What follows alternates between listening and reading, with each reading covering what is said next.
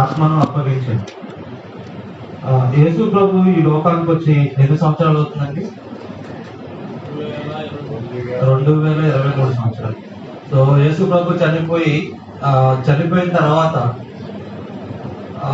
మనం ముందుకు వస్తే ఈ టైంని ఇప్పుడు మన సమయం ఉందో భూమి మొదలైనప్పటి నుంచి టైంని డివైడ్ చేశారనమాట.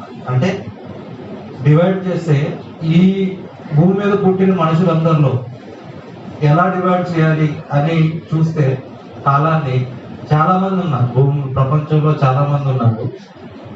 అంటే అలెగ్జాండర్ ద గ్రేట్ కానీ, అరిస్టాటిల్ కానీ, సాక్రటీస్ కానీ, ఇట్లా చాలా మంది చాలా రకాలుగా వాళ్ళ టీచింగ్స్ చెప్పిన వాళ్ళు ఉన్నారు. కానీ టైంని యేసు ప్రభు పుట్టిన తర్వాత ఏడి అని, బిఫోర్ క్రైస్ట్ బీసీ అని సమయాన్ని డివైడ్ చేశారు. సో ఇక్కడ ఏంటంటే ఎంతో మంది మహానుభావులు చాలా మంది ఉన్నారు. కాకపోతే ఏంటంటే సమయం అనేది చాలా విలువైనది. దాన్ని డివైడ్ చేయడానికి ఏంటంటే ఒక మహానుభావుడు యాజ్ మనం చూసుకుంటే మనుషులు డివైడ్ చేసిన టైం ఏంటంటే జీసస్ క్రైస్ట్ ని ఒక సెంటర్ గా తీసుకొని before Christ, after Christ divide చేశారు. ఆయన ఈ లోకానికి వచ్చి ఆయన బతికింది 33.5 సంవత్సరాలు మాత్రమే. కానీ ఆయన సేవ చేయడం మొదలు పెట్టింది ఆయన 30 సంవత్సరాలు వచ్చిన తర్వాత సేవ చేయడం మొదలు పెట్టారు భూమి మీద. ఆయన యొక్క టీచింగ్స్ కానీ దేవుడు ఏదైతే ఆయనకు అప్పగించారో దాన్ని ఆయన భూమి మీద నెరవేర్చింది 3.5 సంవత్సరాలు ఆయన సువార్త చేసింది. ఈ 3.5 సంవత్సరాలు ఏంటంటే ఆయన రాజ్యాన్ని ఆయన ప్రేమరాజ్యం అంటే ఆయన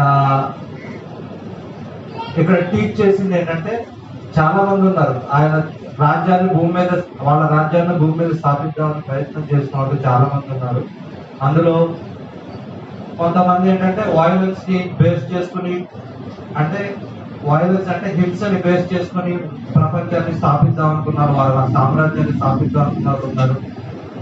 చాలా మంది చాలా రకాలుగా స్థాపిద్దాం అనుకున్నారు ఉన్నారు. కానీ ఏంటంటే ప్రపంచంలో యేసుక్రీస్తు భూమి మీదకి వచ్చి ఆయన పరలోకం అనేది ఒకటి ఉంది, పరలోకానికి మీరు వెళ్ళాలంటే భూమి మీద ఎలా బ్రతకాలి, దేవుణ్ణి మాదిరిగా చేసుకుని ఎలా బ్రతకాలి అని చెప్పి ఆయన క్రియల్లో చూపించి శిలువ మీద మన కోసం ఆయన మన పాపాల కొరకు చనిపోయాడు. చనిపోయిన తర్వాత చనిపోయే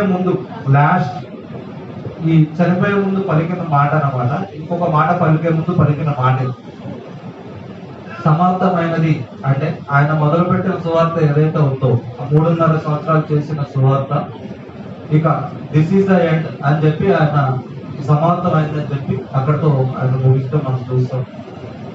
ఈ అవకాశం ఇచ్చినటువంటి మన పాస్టర్ గారికి దేవుడి వాక్యం మాస్టర్ గారికి వందనాలు.